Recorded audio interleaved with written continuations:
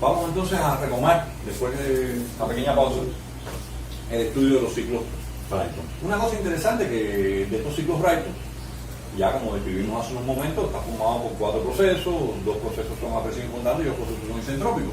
Pero a diferencia de los ciclos Otto y Diesel que se ejecutaban dentro del cilindro, de un cilindro con un sistema cerrado, yo les decía que los procesos que se siguen en un ciclo Brayton se ejecutan dentro de sistemas abiertos. ¿En qué equipos se ejecutan estos procesos? En ese sentido sí hay diferencias entre el Otto y el Diesel con respecto al ciclo Brayton. Los equipos, o sea, ¿cuál es el esquema térmico que sigue, que conecta o que conforma los equipos donde cada uno de estos procesos es desarrollado? Bueno, entre el estado termodinámico 1,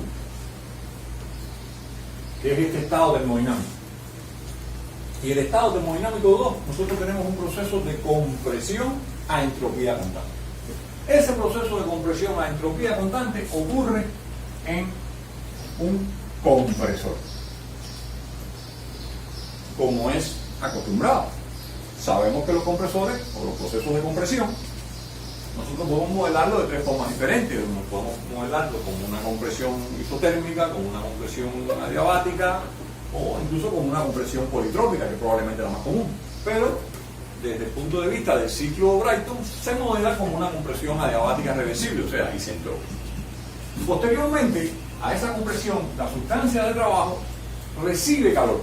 La sustancia de trabajo recibe calor entre el punto 2 y el punto 3, o sea, entre estos dos estados termodinámicos 2 y 3. Esa absorción de calor ocurre a presión constante. ¿En qué equipo ocurre esa absorción de calor? Ocurre en un dispositivo que nosotros llamamos cámara de combustión. Por eso le ponemos CC, cámara de combustión. Luego aquí nosotros, lógicamente, lo que hacemos es quemar una determinada cantidad de combustible, un flujo de combustible, y para quemar ese combustible utilizamos precisamente el aire que hemos comprimido en este compresor.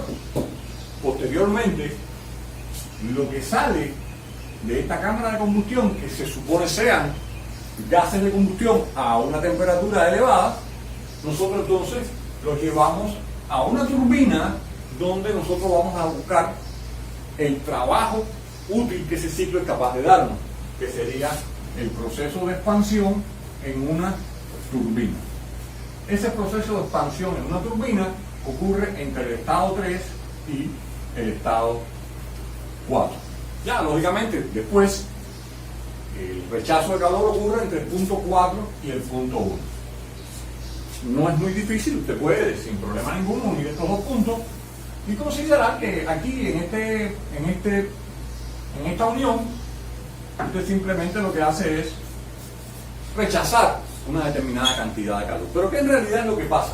Que como nosotros tomamos aire como sustancia de trabajo para trabajar en el ciclo Brayton, y al final usted está tomando un aire de aquí que generalmente se toma de la atmósfera. Luego los parámetros del aire son parámetros atmosféricos, presión atmosférica y temperatura atmosférica.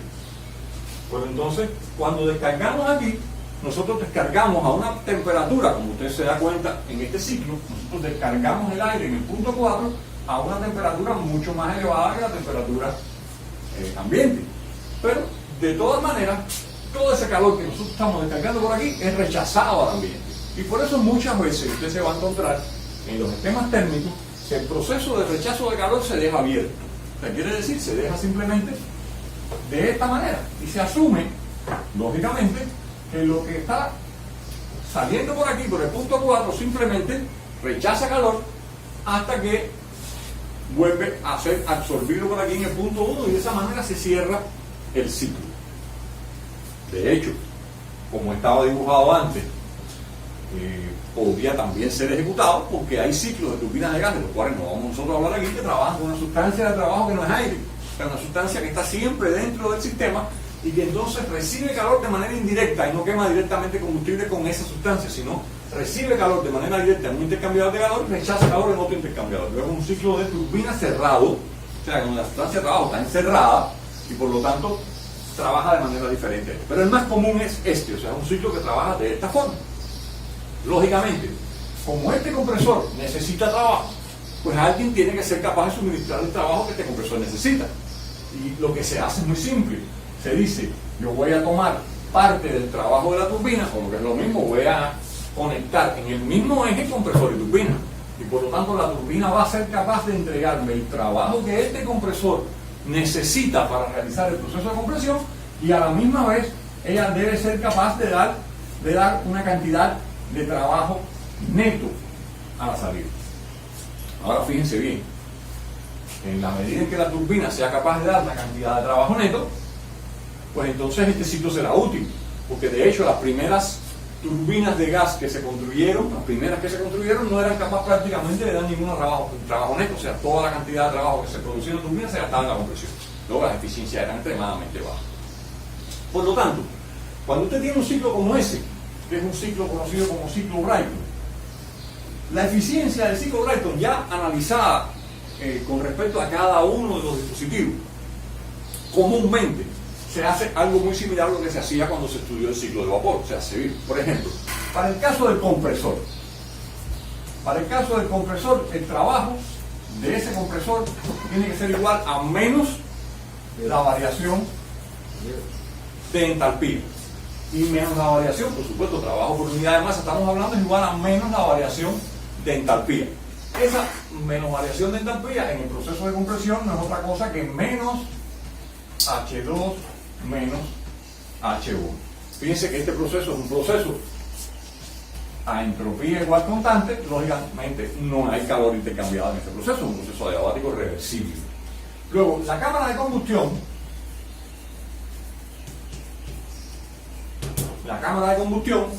lo que ocurre en la cámara de combustión es un proceso a presión constante. Y como es un proceso a presión constante y es un sistema abierto, lógicamente no puede haber trabajo. Como mismo este es un proceso donde el calor es igual a cero, y el trabajo es igual a cero. Y entonces usted se quedaría con que la cantidad de calor que usted absorbe en la cámara de combustión tiene que ser igual a la variación de entalpía que experimenta la sustancia de trabajo entre los estados termodinámicos H3 y H2.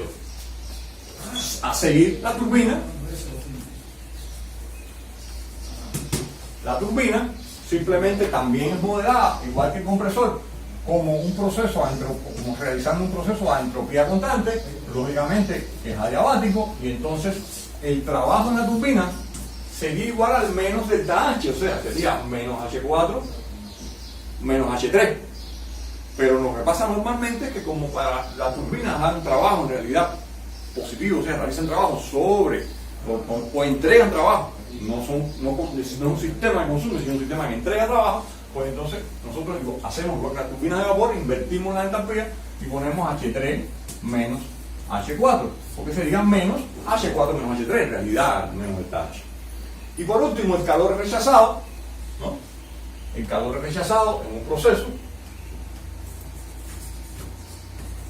a presión constante, y por lo tanto el calor rechazado, aunque en esta turbina, en el estudio de estos ciclos, el calor rechazado normalmente no se utiliza mucho, se trabaja más con trabajos, con calores y calor absorbido y trabajos, sería igual a que, bueno, simplemente H1 menos H4, de manera que como lógicamente H4 es mayor que H1, este calor rechazado debe ser negativo, al igual que por supuesto el calor absorbido es positivo porque H3 es mayor que H2. Y ese es el ecuacionamiento normalmente que nosotros tenemos para un ciclo de este tipo. Ahora, ¿qué peculiaridades tiene este ciclo de Brayton? Primero, noten lo siguiente. Como nosotros habíamos visto a la luz de esta expresión, en la medida que usted aumenta la relación de compresión, usted aumenta la eficiencia del ciclo. Por lo tanto, si usted viene aquí y dice, ¿qué significa aumentar la relación de compresión para este ciclo?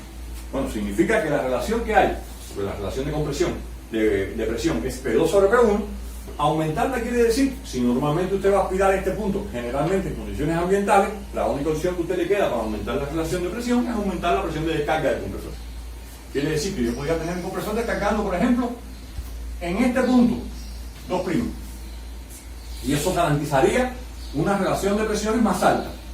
Pero podría haber tenido también una relación de presiones más baja, por ejemplo, esta, en el punto 2'. o dos sub 2'. Fíjense que cuando el ciclo parte de esta baja relación de presiones, el proceso a presión constante vendría a ejecutarse de esta manera. Cuando el ciclo parte de este otro valor de descarga de presión que implica una relación de presiones mucho más grande, él parte de este punto para un proceso de a presión constante de absorción de calor. Pero aquí hay una limitante interesante. Fíjense, la temperatura de este punto, que es la temperatura de salida o de entrada de la turbina, que es la de salida de la cámara de combustión, o sea, la temperatura que hay en esta región de aquí, tiene límites importantes, o tiene un límite, lógicamente. ¿Cuál es el límite? Bueno, que simplemente mientras más grande es esta temperatura, mayor exigencia tienen que tener los metales de los cuales se construyen las paletas que conforman esa turbina. O sea, los álabes que forman esa turbina tienen exigencias y por lo tanto esas temperaturas tienen límites.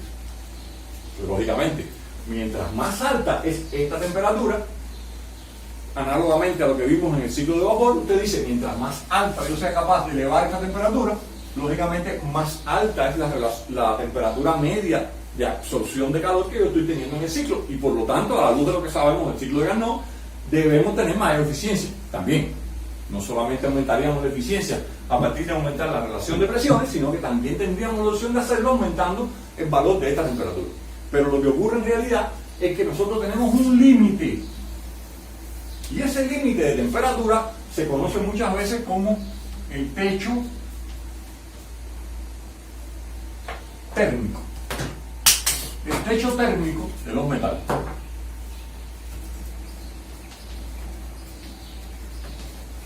Ese techo térmico es bastante elevado. Actualmente estas temperaturas de entrada en algunas turbinas, por supuesto, no de todas las turbinas, pero muchas de las turbinas de con mayor tecnología actual, ronda los 1500 grados centígrados. Fíjense que 1500 grados centígrados a la entrada de esta turbina implica decir que la temperatura del gas que entra a esta turbina tiene 100 grados aproximadamente por encima de la temperatura de fusión de los álabes de los cuales está hecho. Lo cual implicaría decir que si yo entro con una temperatura más alta que la temperatura de fusión de los materiales que están aquí adentro, los materiales se debían derretir, ¿no? O sea, lo que ocurre es que en realidad hay implementado todo un sistema de enfriamiento de esos materiales para evitar que eso pase. A pesar de que la sustancia de trabajo tenga esa temperatura, nunca los materiales alcanzan esa temperatura, y por eso permite trabajar de esa manera. Pero no obstante, lo que interesa ahora es saber que existe este techo térmico. Luego yo no puedo elevar la temperatura, yo tengo que trabajar con una temperatura límite que no puedo superar. Bajo esas condiciones, mi ciclo quedaría, si la relación de compresión es hasta 2', quedaría así. Y este sería mi ciclo 4', 3'. Y estaría haciendo este ciclo. Ahora, si yo hubiera trabajado con una relación de presiones muy baja, yo hubiera terminado con un ciclo que hubiera sido así. Claro, fíjense que todos trabajan con la misma temperatura final de salida de la cámara de combustión, que es la entrada de la turbina. Y este sería mi ciclo 3 sub 12. La expansión vendría hasta aquí, y aquí yo estaría retornando, y este sería mi punto 4, 2. Y estaría haciendo entonces este otro ciclo. Porque yo he dibujado 3 ciclos Brayton, cada uno con diferente relación de presiones. Bueno, muy simple, para que usted se dé cuenta que en la medida que yo me muevo hacia esta región de las menores relaciones de presión, o yo me muevo hacia la región de las mayores relaciones de presión, en ambos casos yo puedo llegar a tener trabajos, interpretando los trabajos como el área dentro de la curva, dentro de las curvas que limitan el ciclo, pues lógicamente el trabajo disminuye cuando yo me muevo muy para acá y disminuye cuando me muevo mucho para acá. Quiere decir que a relaciones de presión muy bajas o a relaciones de presión muy altas, yo tengo muy poca cantidad de trabajo producido. Podríamos pensar, bueno, pero yo puedo trabajar aquí con efectivamente poca cantidad de trabajo por unidad de masa y una eficiencia muy elevada, que es lo que voy a tener en este caso. Pero entonces tendría que tener unos flujos de masa muy grandes para poder producir una potencia apreciable, porque por unidad de masa la relación de trabajo, de potencia que estoy produciendo, la relación de trabajo que estoy produciendo es muy pequeña. Por lo tanto, esa sería la opción de trabajar en este lado. De hecho, lo que quiero decir con esto es que en realidad existe siempre un valor de relación de presión que garantiza la mayor cantidad de trabajo para las condiciones en las cuales usted está analizando su ciclo, con su T3 fija y su presión y su punto 1 fijo. Bajo esas condiciones, habría siempre una determinada relación de presión que sería la que daría la mayor cantidad de trabajo posible de ese ciclo, lo cual no quiere decir que tenga la mayor eficiencia, pero sí sería capaz de dar la mayor cantidad de trabajo. Y muchas veces, en determinadas aplicaciones, en la mayoría de las aplicaciones, usted no solamente quiere tener un equipo que sea muy eficiente, sino que también necesita un equipo que no sea demasiado grande. Y entonces eso hace que en realidad usted termine empleando turbinas de gas que no tienen la eficiencia, que no tienen la relación de presiones tal que garantice una eficiencia muy elevada, sin embargo tienen un tamaño que garantiza una relación potencia-peso bastante aceptable, a pesar de que no estén trabajando en su punto de máxima eficiencia. La mayoría de las turbinas de gas trabajan actualmente en relaciones de presión entre 11 y 16 aproximadamente, es el valor de relaciones de presiones que se están moviendo las turbinas actualmente. Ese es el valor donde se mueve. Pero a esto es importante llegar, porque es para que ustedes queden claros que no siempre el objetivo está en buscar el mayor valor de eficiencia, sino hay veces también es necesario la mayor cantidad de trabajo, porque mientras más trabajo por unidad de masa usted produce, menos flujo de masa necesita después a producir una potencia y por lo tanto el equipo es más pequeño. Eso hay que tenerlo claro. Ahora bien, este que está dibujado aquí o analizado de esta manera es lo que se conoce como el ciclo simple de turbinas de gas. El ciclo simple de turbina de gas garantiza eficiencia hasta en el entorno de los 30, 32, 33%. Con temperaturas muy elevadas a la entrada puede llegarse hasta 40, pero lo más común es por debajo de ese valor. Y entonces, ese ciclo tiene una característica importante, y es el valor de esta temperatura T4. ¿Qué ocurre con estos ciclos? Bueno, que el ciclo Brayton tiene como característica que esa temperatura 4 es una temperatura generalmente muy elevada. Y como es una temperatura muy elevada, quiere decir que usted está trabajando de manera tal que está enviando a la atmósfera una cantidad de sustancia de trabajo muy grande. Y por lo tanto tiene una capacidad importante, tiene una cantidad de calor disponible en este punto que usted podría utilizar. De hecho, esa es una de las primeras posibilidades que usted tiene con un ciclo Brayton. Y esa posibilidad consiste en crear un ciclo Brayton regenerativo.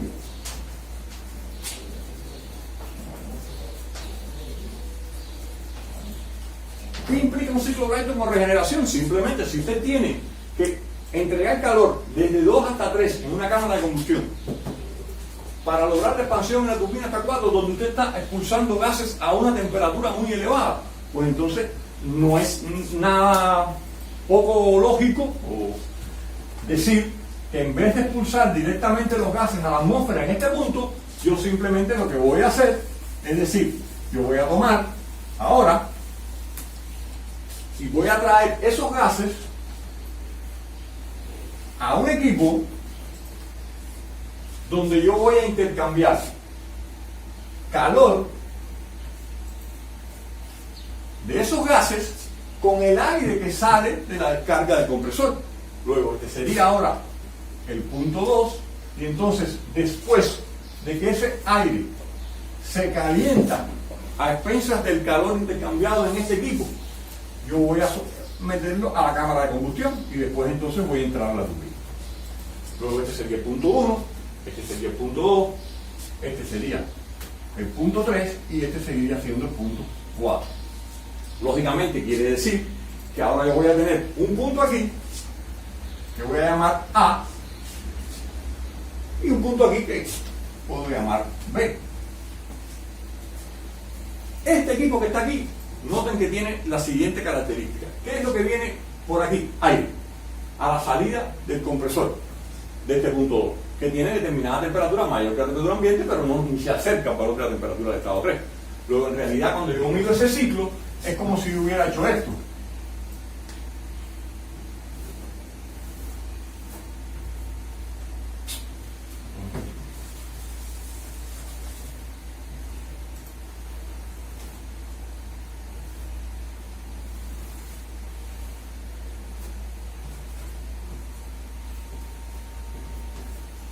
Es como si yo hubiera tomado estos gases que están aquí a la salida de esta turbina y los hubiera usado para calentar este aire que sale del compresor. ¿Para qué eso puede ocurrir? Para que eso pueda ocurrir, no es difícil darse cuenta de que la temperatura T4 tiene que ser mayor que la temperatura T2. Porque si la temperatura T4 no es mayor que la temperatura T2, yo no hago nada. Me es imposible calentar una sustancia a expensas de otra que está más fría que ella. Eso no tiene sentido desde el punto de vista termodinámico. Por lo tanto, yo tengo que siempre tener un ciclo que cumpla con esta condición, que de hecho la mayoría de los ciclos simples cumplen con esa condición, y por lo tanto me permiten la existencia de esto que se llama regeneración. Luego a este equipo que está aquí se le llama regenerador. Y les pregunto, ¿cuáles son los límites para el funcionamiento de ese regenerador? Bueno, pues simple. Teóricamente, teóricamente podría calentar este aire que sale en este punto hasta la temperatura de este punto. O sea, yo podría calentar hasta T4. Por lo tanto, si yo teóricamente podría hacer esto, para lograr eso, yo necesitaría un área de intercambio de calor que fuera infinita. Quiere decir, yo para lograr que no exista diferencia entre la gente que calienta y la gente que se enfría, yo necesito que el área de intercambio sea infinita. Y eso es imposible, porque sería un intercambiador extremadamente grande y por lo tanto extremadamente caro. Por lo tanto, yo me tengo que conformar, en la realidad, técnicamente, con un equipo que tiene un comportamiento tal que no permite que yo llegue a este punto, sino que yo me quede, por ejemplo, un poco antes. Luego, en realidad, ese punto A estaría ligeramente por debajo del valor de la temperatura 4, que es esta misma que está aquí, porque esta sería T4, ¿no? La diferencia que existe entre la cantidad de calor que yo soy capaz de pasarle a este aire dentro de este tipo con respecto a la cantidad de calor teórica máxima que yo podría pasarle a ese aire, se conoce como la eficacia del regenerador. Quiere decir, un regenerador tiene una eficacia. La eficacia del regenerador estaría definida como la diferencia que hay entre la cantidad de energía que yo soy capaz de entregarle a este aire, que no es otra cosa que HA menos H2, dividido la cantidad de calor máxima que yo podría haberle entregado si ese regenerador tuviera un área infinita de intercambio, lo cual sería H4 menos H2. Lógicamente, H4 menos H2, que es esta magnitud, es mayor que HA menos H2, que es esta. Y eso hace que esa eficacia del regenerador siempre sea menor que la unidad, lógicamente, y por lo tanto se mueva generalmente por valores siempre menores que 0,85 en la actualidad. Valores más altos que 0,85 implican regeneradores demasiado elevados. Este fenómeno de regenerar, fíjense, consiste en algo muy parecido a lo que se hacía en el ciclo de vapor. Estoy tomando calor del ciclo internamente para calentar internamente a una parte de la sustancia de trabajo dentro del mismo ciclo. Este calor que yo estoy pasando desde los gases de escape de este punto 4 a este punto, este calor que estoy pasando, yo no lo estoy tomando de una fuente externa. El calor de la fuente externa se toma en la cámara de combustión. Por lo tanto, no interfiere o no entra dentro del calor absorbido. Bajo esas condiciones, yo puedo calcular este ciclo y, de hecho, la existencia de ese proceso, de esa regeneración, aumenta el valor de la eficiencia del ciclo Brayton. Otra característica del ciclo Brayton, además de esta, de poder usar regeneradores y basado fundamentalmente en temperaturas muy altas en este punto, es que la sustancia de trabajo que usted tiene aquí es aire. Una vez que usted entra en la cámara de combustión y usted quema combustible, lo que sale de aquí son gases de escape. Pero esos gases de escape, para este ciclo en particular, tienen la característica de estar muy diluidos. Muy diluido quiere decir que el exceso de aire, o sea, la cantidad de aire por encima de la necesaria para la combustión estequiométrica de ese combustible es extremadamente grande en estos ciclos, lo cual hace que en realidad lo que usted está descargando por aquí por 4 prácticamente es aire, porque tiene una cantidad muy grande de exceso de aire que tiene como objetivo enfriar los gases que salen de la cámara de combustión. Porque si usted quemara con una cantidad de aire menor que la que normalmente lo hace, tendría una temperatura aquí muy alta. Luego, en realidad, los gases se enfrían aquí utilizando un exceso de aire muy grande. Y como todos sabemos, mientras más aire usted suministra a la combustión, pues lógicamente mayor cantidad de nitrógeno tiene que calentar. Y por lo tanto, entonces la temperatura tiende a disminuir. Esa es la razón por la cual, en este punto, las temperaturas no son tan altas gracias a la cantidad de aire que se usa aquí, y eso hace que los gases que salen por aquí prácticamente sean aires. Otra peculiaridad que tienen estos sitios. Y la tercera, muy importante, es que este compresor que está aquí, si nosotros entendemos que el trabajo del compresor gastado del compresor sería este, y este sería el trabajo producido por la turbina, pues ese compresor que está ahí, si usted divide el trabajo necesario para la compresión sobre el trabajo producido por la turbina, ese valor es una magnitud apreciable. En muchos casos, aproximadamente puede ser 0,5 e incluso más. A esta relación se le llama back work ratio. Es como se le llama, y no es otra cosa que la relación del trabajo gastado en compresión dividido la relación del trabajo producido en la turbina. Como les digo, para estos ciclos es extremadamente alto. Ahora bien, esa es la única, digamos, mejora que existe para estos ciclos. O sea, el uso de la regeneración, no. También hay otros adicionales. Digamos, por ejemplo, existe lo que se conoce como el recalentamiento. O sea, el ciclo Brayton con recalentamiento. El ciclo Brayton con recalentamiento es un ciclo que, como característica fundamental, tiene el hecho de que en el diagrama TS, y por lo tanto, por supuesto, eso tiene que corresponder con un esquema térmico, usted lo que hace es, después comprime de 1 a 2, y usted absorbe calor en la cámara de combustión hasta el punto 3, usted se expande, pero no se expande hasta la presión, hasta esta presión, que es la presión del punto 1, como ocurría anteriormente, sino que usted se expande hasta un determinado valor de presión, y ahí usted toma la salida de esa turbina, que sería este punto, lo lleva a otra cámara de combustión, y entonces ahí logra la expansión hasta este punto. Para mantener la misma nomenclatura, si este punto es 4, a este le voy a llamar A, a este le voy a llamar B. Nada que ver este A con el A que estoy usando aquí. Nada que ver con eso.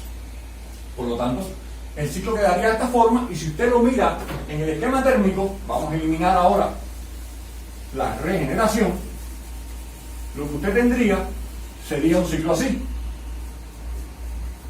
Tendría una cámara de combustión, una turbina, de aquí usted iría a otra cámara de combustión, y aquí tendría otra turbina. Y esa sería la manera en la cual en el esquema térmico usted estaría reproduciendo el ciclo Brayton, pero con recalentamiento.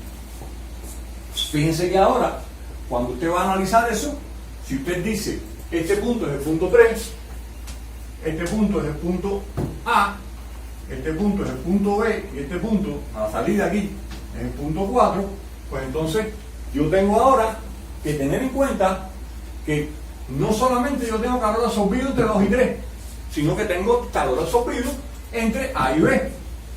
Y que a la misma vez no solamente tengo trabajo producido entre 3 y 4 como antes, sino tengo trabajo entre 3 y A y trabajo entre B y 4. Luego tengo trabajo producido en 2 turbinas y calor absorbido en 2 cámaras de combustión.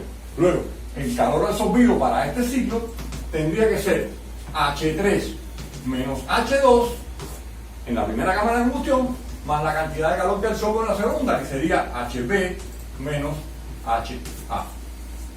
Y el trabajo producido en la turbina sería H3 menos HA más HB menos H4. Y esa diferencia fundamental existe entre el ciclo con recalentamiento y el ciclo simple o el ciclo con regeneración. Un detalle: la existencia del recalentamiento permite que usted produzca más trabajo en esa turbina, porque el hecho de que exista una nueva cantidad de calor absorbido a otra nueva etapa de la turbina hace que el trabajo producido por este ciclo sea más alto que el trabajo producido por el ciclo que solamente tiene una turbina, pero sin embargo la eficiencia es más pequeña. Quiere decir, esto implica la disminución de la eficiencia, fundamentalmente porque aumenta la temperatura de salida de este punto. Es la razón en realidad, porque fíjense que si no existiera esta otra turbina, este punto salía aquí, pero usted está expulsando a la atmósfera gases más calientes. Por eso, si usted quiere aumentar la eficiencia de esta turbina, a la vez que aumenta la cantidad de trabajo, usted está obligado a combinar el recalentamiento, combinarlo con la regeneración, porque a la vez que usted tiene este punto de la turbina a temperatura más elevada, usted por supuesto tiene mayor capacidad para lograr la regeneración. Recuerden que la regeneración está limitada por el hecho de que esta temperatura que está aquí tiene que ser siempre mayor que esta, pero mientras más cantidad de turbinas usted tenga, en el sentido en cuando dibuje este esquema, pues entonces usted tendría este punto más alto. Lo que quiere decir, esta temperatura 4 tiene que ser más alta que T2. Si el ciclo fuera un ciclo simple, T4 estaría aquí y estaría compitiendo un poco más con T2. De esta manera usted logra aumentar la temperatura de salida de los gases, lo cual implicaría una eficiencia más chiquita si usted no utiliza la regeneración que estaba puesta en este punto. Eso es una segunda posibilidad que usted tiene con estos dispositivos. Además de esto, también existe otra que no voy a escribir, se la voy a dejar para que usted la consulte, que es el hecho, que ya usted estudió antes, de que la compresión entre 1 y 2 es un proceso de compresión que, como todos sabemos, el proceso de compresión que puede ser moderado de varias formas. La forma que gasta o que consume la menor cantidad posible de trabajo es cuando usted logra la compresión de forma isotérmica. Luego, usted no va a lograr la compresión nunca de forma isotérmica, pero usted sí lo puede lograr. Una compresión en etapas. Quiere decir, usted puede haber comprimido hasta este punto, por ejemplo, aquí haber enfriado hasta este punto y aquí comprimir hasta este punto. Y usted tendría entonces este proceso. Esto sería un proceso de enfriamiento intermedio en el compresor, lo cual implicaría que el compresor, al igual que ocurre con la turbina, hay que dividirlo en dos equipos. Un compresor de baja presión, a la salida del compresor de baja presión, un enfriador, y después de ese enfriador, la etapa de compresión de alta presión. Por lo tanto, usted tendría dos compresores si quiere realizar enfriamiento intermedio. El ciclo completo, con todo incluido, implicaría recalentamiento intermedio, enfriamiento intermedio, disculpe, recalentamiento a la salida de la primera turbina y al mismo tiempo la regeneración empleada. Con esas tres condiciones, el ciclo es mucho más complejo, técnicamente mucho más costoso, lógicamente, pero un ciclo que tiende a tener una eficiencia más elevada. Esas son las características fundamentales del ciclo Brayton, que después ustedes en otras asignaturas van a estudiar con más detenimiento sobre, estas turbinas de gas que tienen otras peculiaridades, de las cuales aquí, por supuesto, no se va a hablar, porque esta asignatura no tiene que ver ya con cosas directamente muy técnicas asociadas a las turbinas de gas. Luego, ¿qué cosa me interesa recordar de las turbinas de gas? Digo recordar porque lo vimos en las turbinas de vapor, o lo vimos en los ciclos de vapor. Y es tener claro que todos estos ciclos que nosotros estamos mencionando son ciclos teóricos. Por lo tanto, estos ciclos están expuestos a irreversibilidad. ¿Cuáles son las irreversibilidades fundamentales que hay en estos ciclos? Dos. Las asociadas a los procesos de compresión-expansión es una de ellas. Y la otra son las irreversibilidades asociadas a las pérdidas de presión en tubería.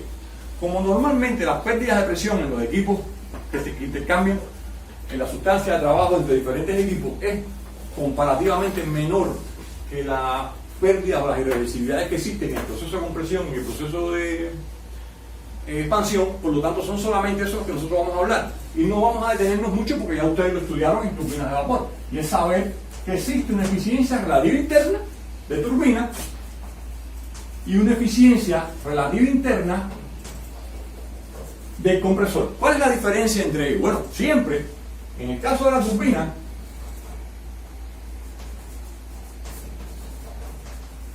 usted se encuentra que la cantidad de trabajo que usted es capaz de producir en una turbina teórica, en una turbina real, discúlpenme, es siempre menor que la capacidad o la cantidad de trabajo que usted es capaz de producir en una turbina teórica.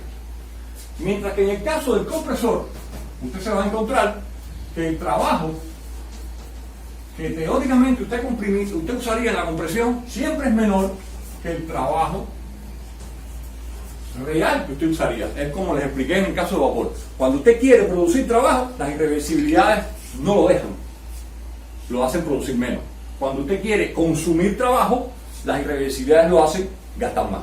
Esa es la condición bajo la cual nosotros siempre nos vamos a encontrar. Y por lo tanto, tanto turbina como compresor están expuestas a este fenómeno o a esta irreversibilidad. Ahora bien, ¿cómo se determinan las irreversibilidades de los trabajos reales y trabajos teóricos?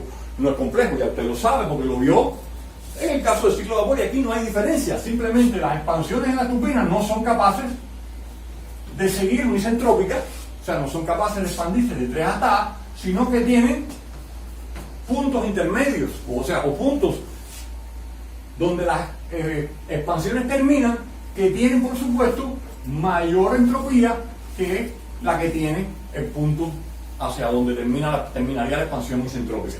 Eso quiere decir que la entalpía del punto A' siempre va a ser mayor que la entalpía del punto A, y que la entalpía del punto 4' siempre va a ser mayor que la entalpía del punto 4. Por lo tanto, eso hace que siempre esto sea inferior a la unidad, y que esto sea también inferior a la unidad. En el caso del compresor, recuerden que pasa exactamente lo mismo, o sea, la expansión del compresor, en lugar de ir de 1 a 2, iría de 1 a 8.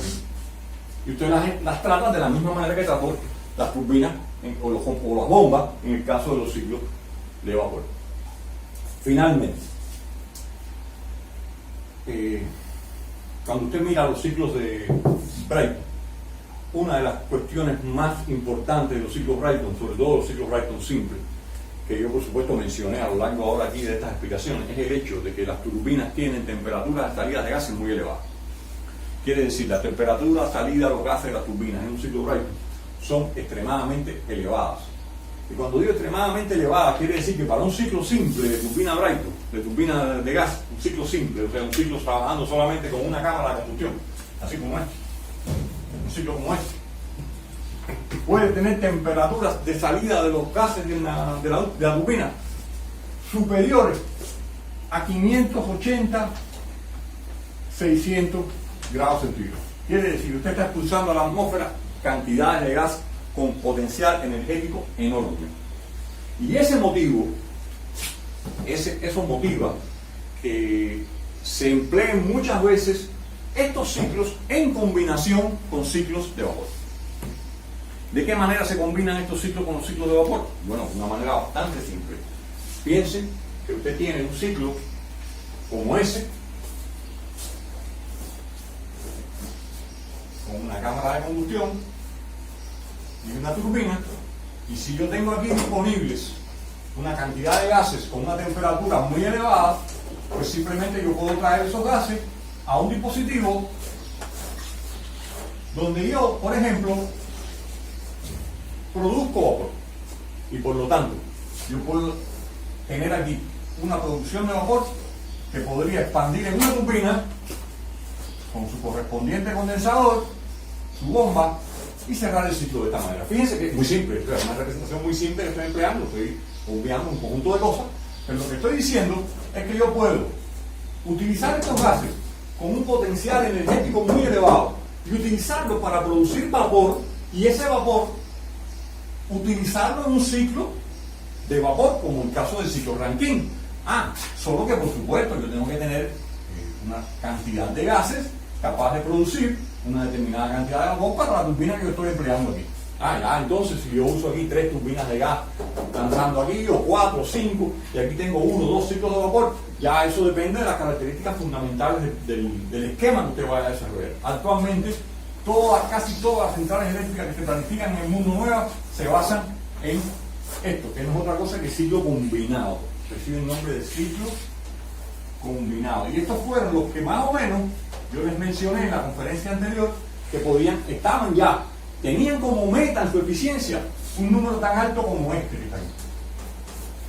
Y les repito, no es que alcancen esa eficiencia, es que esa es la meta que se están proponiendo para futuro bastante cercano a alcanzar 65% de eficiencia, combinando un ciclo Brayton con un ciclo Rankine. Fíjense, no es esta la única forma de combinarlo. Hay varios esquemas, muchos esquemas en los cuales se puede lograr esa combinación. Pero solamente les pongo uno para que ustedes tengan una idea aproximada de que eso es algo que existe actualmente y que usted puede consultar en su texto, que viene en todos los libros de texto de termodinámica. Entonces, hasta aquí lo que queríamos ver en este capítulo, en esta conferencia sobre ciclos de gas productores de potencia. Y ya habiendo visto los ciclos de vapor y los ciclos de gas, bueno, pues los únicos ciclos que nos quedan por ver son los ciclos de refrigeración, que son los que vamos a ver en la próxima conferencia. Hay además otros ciclos, por supuesto, no son solo estos que uno menciona, hay múltiples ciclos que usted puede consultar. Pero bueno, nosotros nos dirigimos solamente a los más representativos.